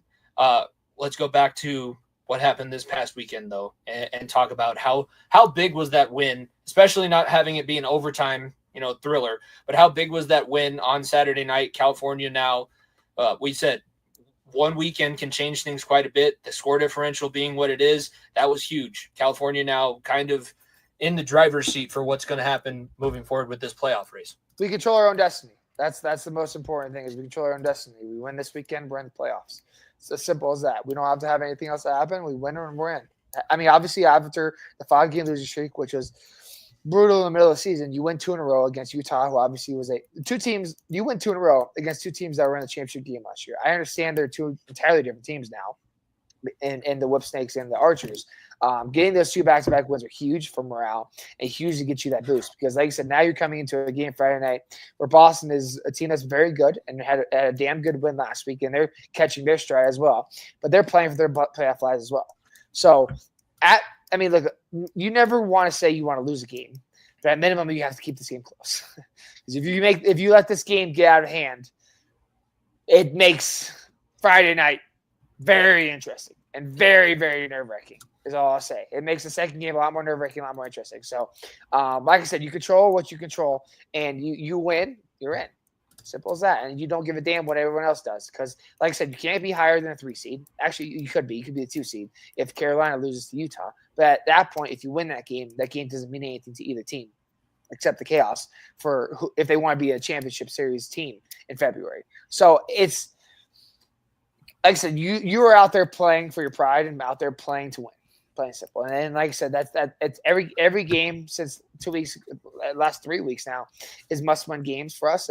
And getting 2 big wins against 2 teams that were in the championship game last year was huge for morale and huge for the team, for a young team like us that now, like I said, winning in. And then once we get to the dance, anything can happen. And to speak on that game Saturday night, it wasn't like it was perfect. The goaltending was spotty at times, but when it mattered, it came up big. And the face-offs was huge. I don't have the actual the mathematics stats, but that is the biggest difference from 2 seasons ago to what we just saw on Saturday TD night. this year has taken the step as being the best faceoff guy in the PLL. Like TD has been unreal from the stripe. He's the only person that's above 70% right now in terms of faceoff percentages, which is an insane number. Ardello had the second best percentage going into last week, and he dropped to 29%. Compared to TD 71. He has been dominant, absolutely dominant from the stripe. So that's been huge for us getting possessions. Our offense has gotten into things a lot quicker. And we saw like 3 weeks ago now, 4 weeks ago, whatever it was when we were in Fairfield, Connecticut. TD against the Atlas, that game against the Atlas, we were tied up at halftime 10-10. TD goes down with a concussion where he's out for the rest of the game, basically. And we don't win a faceoff, and Baptiste is just schooling guys every single time. And we're having to use other defenders on faceoffs and wearing them out, and it's just one thing after another. TD is a massive difference maker because of how good he's been. So I just think it's going to be such a big thing for this team as TD can continue to play well. And like I said, the special teams guys and TD and Chase as well, Chase Erland back in net, he had a rough start to the game and then finished strong and he's let up 1 goal in the fourth quarter of the last 2 games. That's huge. That's clutch moments when you need him. So having our 2 specialists play like that helps us so much. You're also doing a good job of keeping teams out of the middle. When teams get to the middle is where we start to see those goaltending struggles, and only 1-2 bomb. There was 1-2 bomb in that game on Saturday. It was on the opposing side, but if you only give up 1, it's a lot easier to make that goal differential back up. And like I said at the very beginning, 2 separate fourth quarter comebacks, that's a lot of resilience. That's a lot of grit. That is very positive looking towards the playoffs. And you don't want to have to rely on other teams. Trust me. You don't want to have to rely on other teams going into the last week of the season. Win and you're in. And I love the way the PLL set this up. Win and you're in is the first game of the weekend. And then if you falter, then the other teams all of a sudden become a lot more energized and a lot more, oh shit. And go a step further with Boston. Like if they lose, that opens the door for Maryland. If they lose, it opens the door for Philadelphia to stay in. It opens a lot of doors for a lot of teams if they lose. So it's a big game. It's a big game Friday. I'm excited for it. Last thing about PLL Denver before we move on and look at the standings and go through the teams that are there. I do want to give a shout out to your dad because that was the most fun thing that I saw the entire weekend. So Redwoods were playing Maryland. And Maryland has a guy with a flag. And every goal in the first half is about the first quarter. First quarter, Maryland guy stands up, waves the flag every time that they score. It's awesome. It's great. All of a sudden, your dad gets up and he goes, and he's asking everybody, hey, you want candy and anything? So, oh, cool. He's going to the concession stand, maybe going to the bathroom. Nobody else is up. He's gone for a while, like gone for long enough that your girlfriend's like, hey, where's Mr. Bryant? So your cousin's like, where'd Uncle Mark go? And comes back about midway through the second quarter, and he's just unfolding something. He's like, he doesn't have any snacks. What? California Redwoods flag. And for the rest of the game, every single time that California scored, he's waving the flag. Somebody tried to help him out. I don't know if you noticed on the camera, he had the flag set up backwards. I don't know. Either way, some of the pictures I had, it was forward. So, but it was funny because some of my guys after the game were like, "Yeah, we had pretty good fans out there. We had a guy with a flag and everything." And I was like, "Oh, that was my dad." They're like, "That was your dad with the flag?" I was like, "Yeah, that was my dad." And I told them because my dad told me after the game, after I went out with the boys, and they were like, "That was your dad?" He's like, "Yeah, he saw a guy with the whipstakes flag and decided he was going to take it to the next level." It's for those that have seen South Park and know the show. My dad is Randy Marsh. He will not pick the fight. He sometimes will. He sometimes will, but he will make sure to one-up the opposing fan every single time and make sure they know that we're better than you. I thought this was America. I thought this was America. Every single time. When I was little kid, when I was in Little League, when I was in high school, when I was playing men's league, when I'm on the sidelines, when I'm coaching fifth graders, he makes sure that everything has a little bit of an edge over the little team. It doesn't matter what it is, and that's what I love about my dad. So it was awesome seeing with the flag. It's awesome having 10 people there for me, including you, there to support me, which is awesome. So it's amazing having friends and family that all come rocking the green. And like I said, I felt like from where I was standing, it felt like green was getting cheered louder than black and white. So it was awesome to have a mini home game of sorts. especially when at the end of the game when we were making our comeback. Yes, we got pretty loud. In the middle of the game, like start of the second half, we were kind of like, oh, fuck. What are we going to say to him to make him feel better? Yeah, it's like, oh man, Nico's getting really pissed off. And then, nope, boys figured it out for me. The boys figured it out. It was a good win. It was a good comeback. Looking at the standings right now in the Eastern Conference for the PLL playoffs, New York sitting at 6-3 going into the weekend, plus 16 goal differential. Philadelphia right behind them at 4-5. Boston at 4-4. Those two are separated by 1 goal in their scoring differential. Maryland, they do still have a chance. Like you said, if New York loses, that opens the door for the Whip Snakes. They have a plus 4 goal differential on the season. Western Conference, Denver, 7-3, 18 goal differential, plus 18. Then you have Carolina, California, 1 game separating each other. We have a 9-goal better differential than they do. So big win if we can get it this weekend. Like I said, either a big win or a loss by 1 goal, 2 goals. Carolina or Utah hasn't beaten anybody by more than 7 goals all season. Yep. And with Utah, like they don't have Tom Schreiber, who's out for the year with the injury. They don't have Connor Fields, who's injured out for the season. Right? They've been banged up all season long. Grant Ament was injured going into the second game of his back-to-back in Utah. Utah's going to have a heroic performance by Dobson and going to have an absolute offensive outpouring of goals, and Carolina basically has to throw the game for if we lose the game, and if that happens, oh boy, I'm not like knocking on wood, this doesn't happen, but I fully plan on being in Minnesota, so I'm going to say for the first round of playoffs. We will have a 1-week intermission of PLL action following this last week of regular season before the playoffs get started in Minneapolis, so we'll be there for everything that happens, and we'll recap what happens, especially if it's a good thing. But we're looking for big things this weekend. PLL season has been awesome. The parity and the new playoff format, I think, has been stellar. Knocked it out of the park. Got to see Paul Rabel. Didn't say anything to him because those hyenas that Utah. So I got there to the game, said what's up to Nico at the railing. He tossed me a lacrosse ball. You are not kidding with how much of a hyena pack there are. Once you get a ball in the stands, I walk by. I don't know any of these kids.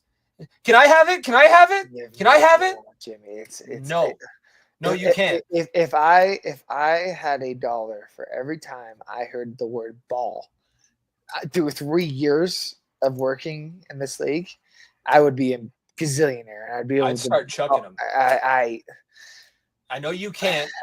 We physically have to hold on to balls, is all I'm going to say, because we had some lacrosse ball problems and sorts, is all I'm going to say. And we had to switch balls midseason and blah, blah, blah. But I will say it's and like I said, the word I am totally fine with giving a kid a ball.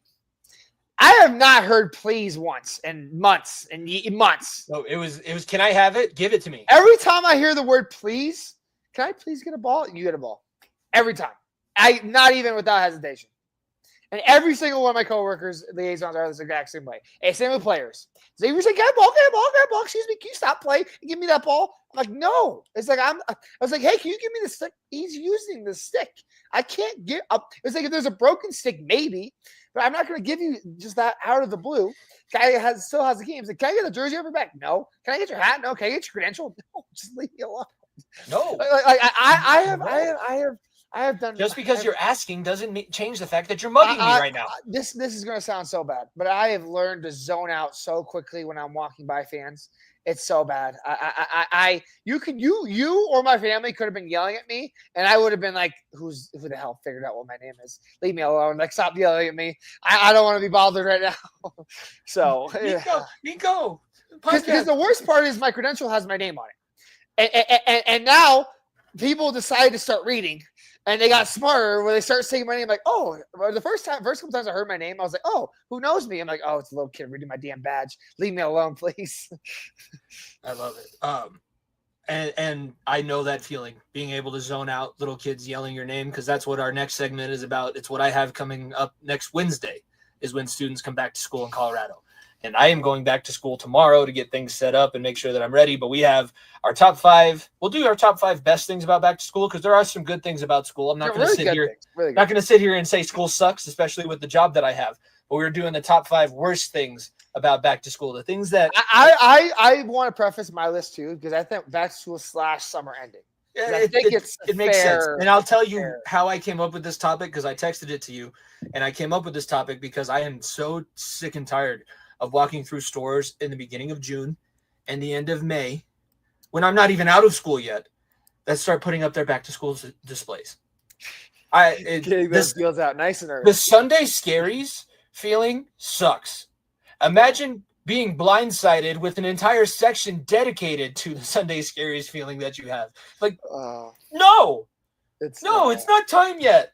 Like I said, those teachers are you and the teachers out there are a blessing in disguise. So they get through, and this is their least favorite time of the year right now.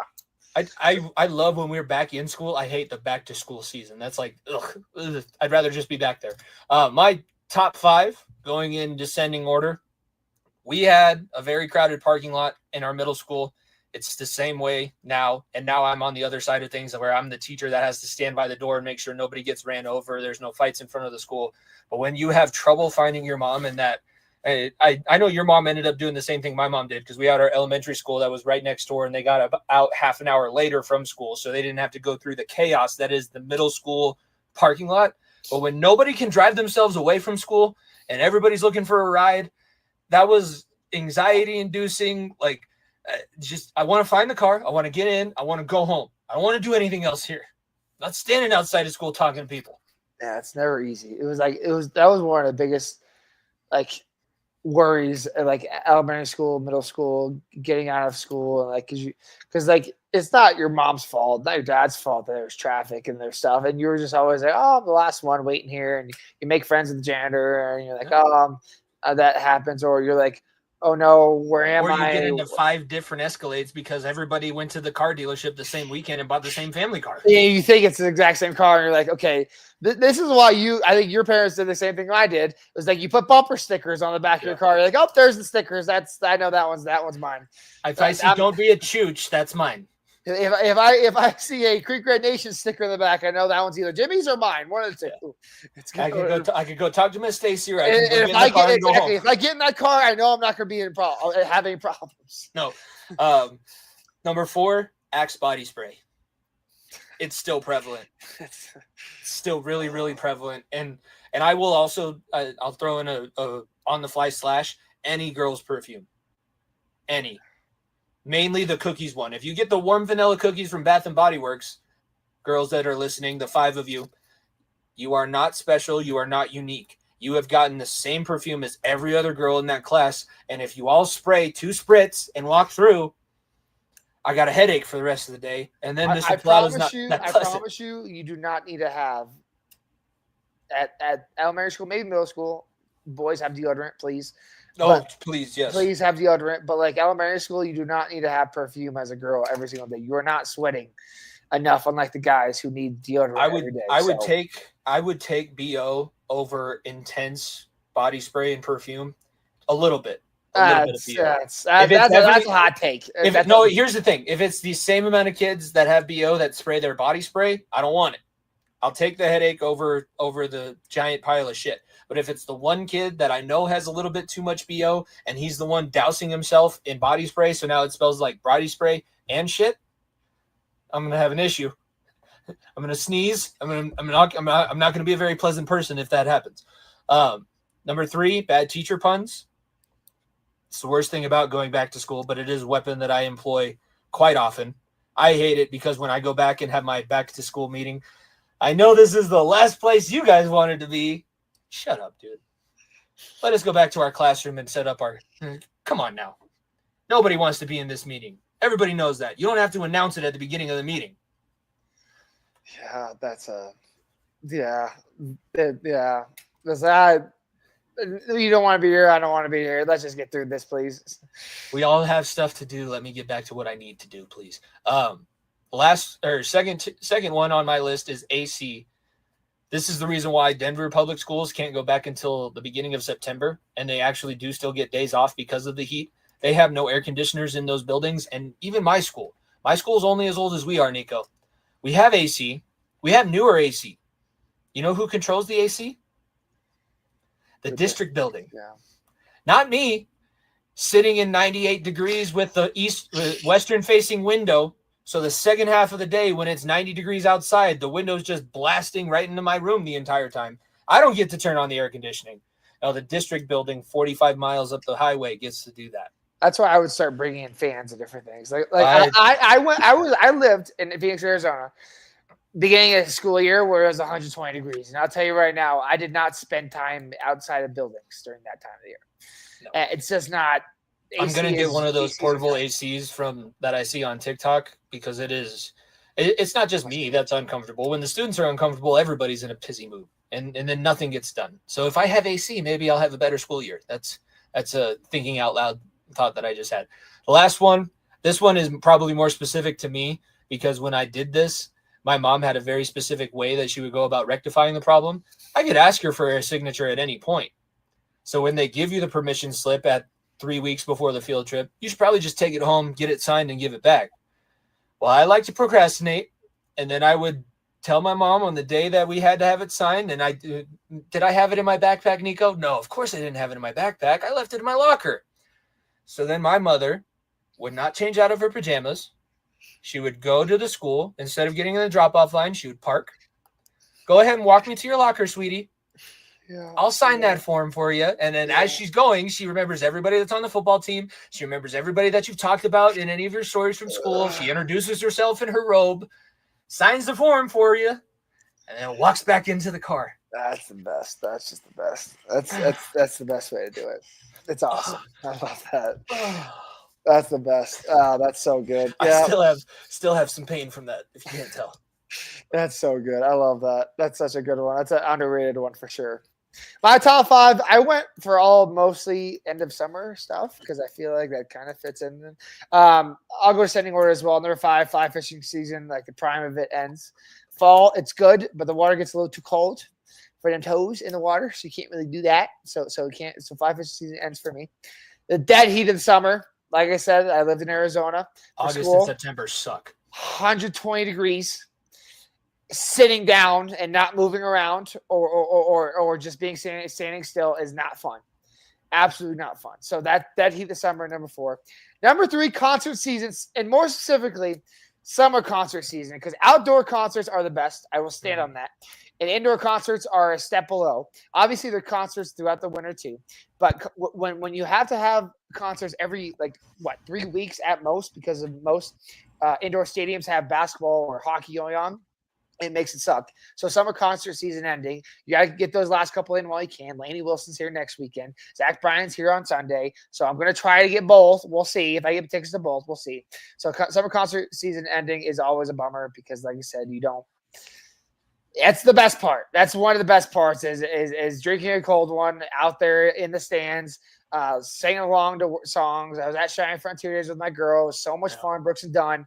Like it's the best. So there's a lot of underrated outdoor venues too. Dillon Amphitheater in it's on the way to Vail, Colorado on I-70. One of my favorite nights of my life.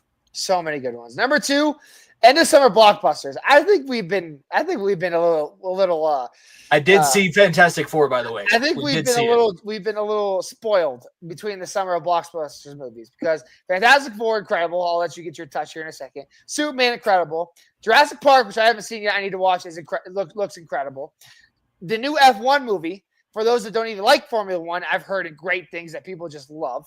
So like we have had. Sinners was technically a summer blockbuster. Sinners was part of it too. Like, kind of because that's when people start filming stuff during the summer. People start filming stuff during the winter for those type of things, and things slow down during the winter time. So there's a little bit more things popping up on Netflix and Hulu and Disney Plus. Free shout outs, but not as much in the movie theater. So the end of summer blockbuster movies was amazing. I thought the summer was great. And finally, pools closing. I think that's the easiest number 1. Pools closing. There is nothing like driving by your local pool or going to the gym and seeing the pool emptied of water and the don't cross the line signs and all that. You're like, oh, that sucks. I was like, I can't jump. I was like, it's a hot summer day. All I want to do is jump in the water after a long work day from home, and it's closed. So sad. This is why pool season closing is going to be a special place in my heart because that was the reason why Wendy Peppercorn, The Sandlot, I didn't always have a community pool, but the community pools and yes, I mean when you're a middle school kid, the high school girls that are the lifeguards, they're like the first loves of your life. Pool season deserves Pool a special season shout out. tops it all. That's what I'm saying. Even I remember the back to school pools or back to football pools parties that we'd have or whatever. It's like the preseason, everyone go to coach's house and jump in the pool, or hey, let everyone in your class, let's go to this pool right here and go hang out and have everyone say hello again. So not everyone is nervous about going back the first day of school or comparing backpacks or comparing lunch boxes at pool parties ready for the school year. So pool parties at the end of the year are always fun. Pools closing, not so much. No. I also was mowing by a pool and seeing all of those kids having a great time. It brought back a lot of nostalgia. So pool season, it was great, especially, I mean, they're not closed until Labor Day. And I know most states don't start school until Labor Day. We're one of the few exceptions where you can still go to the pool for a few weeks in the school year, but not for that much, not for that long. Not for long. All right, let's get into our segments. Start off with the play of the week. What do you got for play of the week? Play of the week, I went Dylan Malloy game winner. I think the Malloy game winner, you'll talk about him a little bit more here in a second, but He's an old school guy, a guy that graduated from Brown in 2015. He wears these Warrior old school cleats. For those that didn't see the story, that was the one that you had to switch last week, right? Exactly. He had his cleats blow out last week, and our head coach Anthony Kelly played in the MLL, the old outdoor lacrosse league, and he had all-star cleats still from that time, and he brought them and he shipped it to my parents' house because I've been having people steal packages at my apartment complex. So I said, okay, let's be safe here, and I sent it to my parents' house. So I shout out my parents getting the assist, and he wore those rainbow-looking cleats. They're the Warrior classic, clean black and rainbow-looking cleats that were sick. So he hit the game winner with 52 seconds left, I believe it was, and obviously we ended up finishing the game, but capped off the great comeback. So Dylan Malloy game winner is my play of the week. He will be coming up a little bit later on. My play of the week: the Rockies after the All-Star break are above 500. Before the All-Star break, 5,000 games below 500, but they're above 500. They went down 9-0 in the first inning against Pittsburgh last weekend in their series. They won the game 17-16 on a walk-off. And they were on a walk-off 3-run bomb. Incredible. Great. Love it. Even though we're Padres, I know I have been keeping updates with the Rockies. Padres will be in the playoffs. When the playoffs come around, that'll be great. That'll be great for that. But the Rockies, like I said, they are finally in a direction that's positive. They're finally somewhat – they're like a AAA team now. So I'm saying they're just playing young guys. They're just getting energized and playing hard. Warming Bernabel, an absolute dog, one of the best names in baseball. Warming. Warming Bernabel.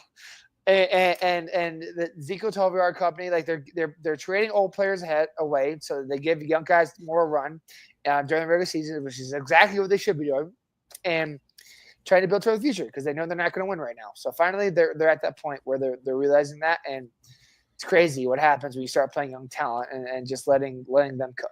So we'll go to Benchwarmer of the week next. I have Benchwarmer of the week is the MLB. For as much as I think they've done pretty decently, I mean, we talked about they have the best all-star format left around.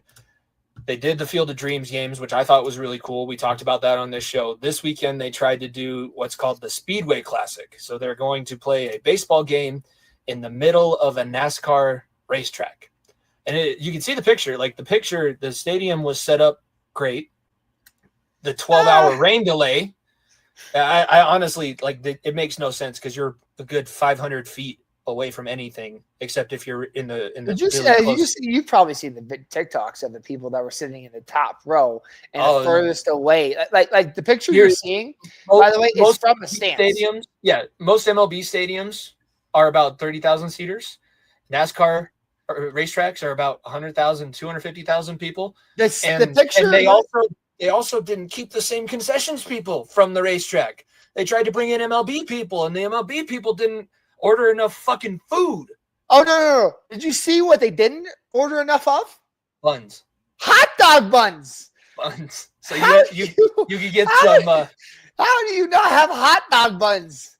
We got a And can of Rolling Rock and a hot dog with no bun. It was full price for the hot dog still. Manfred ain't giving money back. I was like, we don't have buns. Screw it. Just give him the dog without the bun. Like, you what?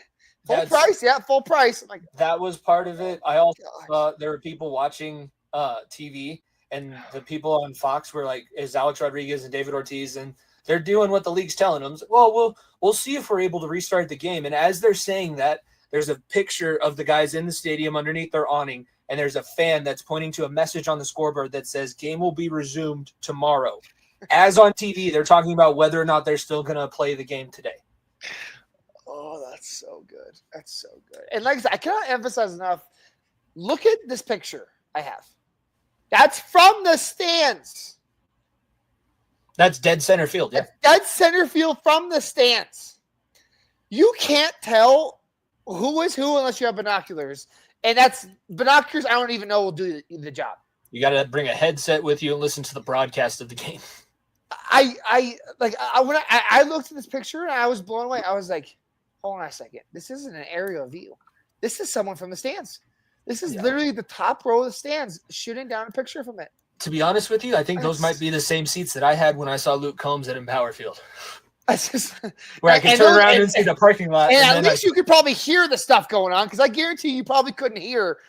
If they were smart enough, they would have added speakers everywhere. But you probably couldn't hear the ball getting hit, or if it was on a 5-second delay. You know how sound travels? Ball gets hit.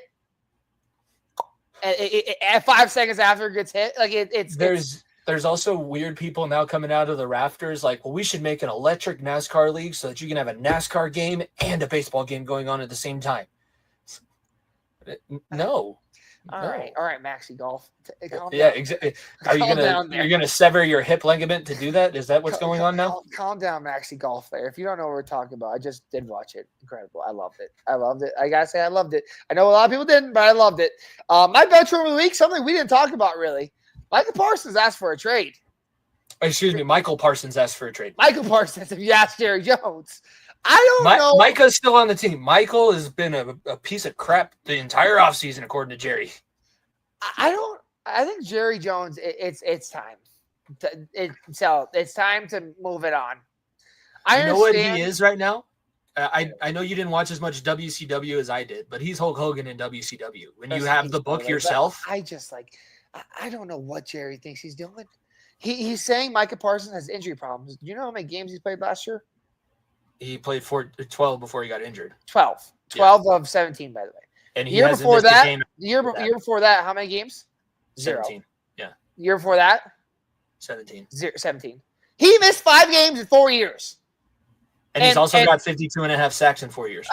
I think it's actually 32.5, but that's still in 4 years. That's 12.5 sacks. I hope. What's Jerry's son's name? I don't even know. Steven. I hope Steven has the whereabouts to be like, Mike, I'm sorry. My dad's, he's old. Let's be honest with ourselves. He's old. I hate him too. I hate Godzilla too. Let's figure this out. We can figure it out. Come on. I don't understand what he's even doing. It's like they're trying to have these closed door conversations with him without the agent because they know they're trying to blackball him. This has apparently been his MO since he took the team over. So this is not new. This is like 30 plus years of backdoor negotiations. Another reason why they haven't been relevant in 30 years. Another reason why. Let's not forget. But the leader of the owner hit squad. Remember, this is the guy that we were all saying, "Oh, good for him. He's the good guy that got out Daniel Snyder from Washington." Not a good guy. Not a good guy at all. The Cowboys. Look, this is. I hate comparing this to WWE senses because I think if it's better, that the Cowboys will be much better off when Jerry Jones is not the owner anymore. Or is that the head speaker? I don't think they have the Triple H to take over for him. That's the thing. It's like I said, at least the WWE had Triple H for Vince McMahon. I don't think Cowboys are the wealthiest team in all 4 major sports. Frankly, I don't know about world. I don't know what they look like compared to Barcelona or like those European soccer teams. But at least America, is it Bezos? Is it I don't know. Is somebody got to fork over the money? I don't think there's anyone. I mean, there's probably people not rich enough to buy the team, but I don't know who would want to do that. It would be at least a $13 billion Like acquisition. It'd be 2024. They were estimated at 10.1 billion. It's just, I mean, like I said, America's team, one of the laughing stocks in football right now because of things that Jerry Jones is continuing to do in the year 2025. Jerry Jones is one of the best owners of all time. Did a lot of great things for football. Helped bring in Jimmy Johnson. Also helped Jimmy Johnson get kicked out of the door. Helped Troy Aikman get in. Also get kicked out of the door. Helped bring the NFL to Fox. Him and Mr. Bolin were the two leading people that brought it all together. It's time, Jerry. It's if you truly want to help the Cowboys move on and be a good franchise, you give up speaking ownership and you give the rights to somebody else and you sell part of the team. Last week you no I don't think he's but he needs to stop being the spokesperson and having this much say in everything. We had the debate last week and I put it out earlier on our social medias, but we had the debate. You asked me if Ohio State would give up beating Michigan to win another national championship. And I said no, and Jeremy confirmed. Okay. The one that I got heard thrown out this week, the Dallas Cowboys could offer Jerry Jones and the Dallas Cowboys, you can win the next 16 Super Bowls, but you cannot hold a press conference to talk about this team once. Jerry Jones, I don't think would take that deal. I think he looks at God or the devil or whoever he's making the deal with at that point and goes, no, I'll take my chances. Thank you very much. This is what I'm saying. Cowboys, if they want to become relevant again in terms of winning and losing, it's gonna have to be someone else. Yeah. I think that's a good place to finish. We're going to piss off some Dallas fans. If I didn't bring you in, player of the week, player of the week. My bad. Minus Chris Kavanaugh, 7 points of the weekend, second highest leading points getter in the PLL, which has been awesome. 3 goals, 4 assists for him. Absolutely incredible season for him. Yeah, so good for Cav. And then I'll let you throw your player of the week because it also ties in. Bro, Woods. You have green and yellow. Yeah, lots of green and yellow. And hey. Green and yellow hat. I got the new wristband. My jersey's in the laundry. I didn't wear my Outlaws jersey for you. I didn't do that. I will say the McAdory pick was a good one. Best midfielder in the league right now, arguably. It's a good one. Solid one. Definitely did that one on purpose. A lot of people pick Cav because he's the new young guy. A lot of people pick Ryder because everyone knows Ryder. But the McAdory pick, it's a very slept on one. But he's also a rookie, but he was the number 2 overall pick and he's been a damn dog this year. So it's a good pick too. The only one I can find in my size. The XLs were picked pretty dry, and it's good. I'm glad I picked a good guy. Dylan Malloy is my player of the week with the game winner. He had 5 goals in the game total, and new cleats, the new rainbow cleats. That's what it's got. And like I said, emphasis on the quotes of the new cleats because they're 15 years old.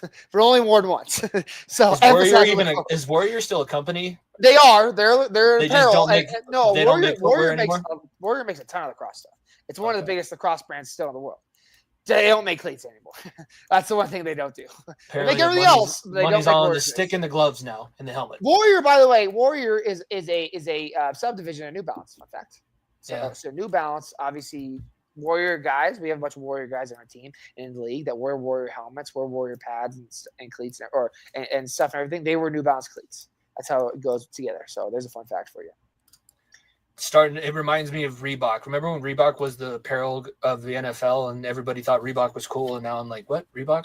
UFC? Oh, yeah, I forgot. No, I forgot about player of the week because we normally do that first. I tried to switch things up and screwed up my own brain. All right. Now that we've gotten through everything, you got anything else for the people before we send them off and get set for the last week? I know you're about to be on a plane to Boston. Shipping up to Boston at 6 a.m. Can't wait. The season's been great. If it ends this weekend, so be it. But I cannot be more thrilled for this group and so excited to see what happens because, like I said, it's a fun group, fun coaching staff, fun group of players that all are an awesome group of guys. And like I said, can't thank you enough and the rest of my family and friends all for being there for me and obviously coming to the game and wearing that green proud. So it was awesome. And like I said, can't thank you guys enough. Oh, it was great. I appreciate the tickets and it was nice to see your family. That's like my yearly visit with your family. I get to talk to your mom, tell them about everything that's going on with us, talk to your dad. It was great. It was an awesome weekend. Awesome week of sports, and we have preseason games coming up this weekend. So everybody will have a little bit more anxiety, a little bit more of a pucker factor, or you'll be riding even higher for your teams, depending on how the first week of preseason goes. And then cuts will be happening. We got regular season steaming down the tracks. Episode 242 of the Far End of the Bench podcast. Make sure you follow at FEOTB Pod. Subscribe to the YouTube channel. Rise of the Road Runners, week 2, dropping on Friday. Make sure you check that out. And be sure to keep following along with the podcast. For myself, Jimmy Pilato, my co-host Nico Bryant, we will see you guys next week. Peace. If you don't stay down and you never quit, come on over here and sit on the far end of the bench.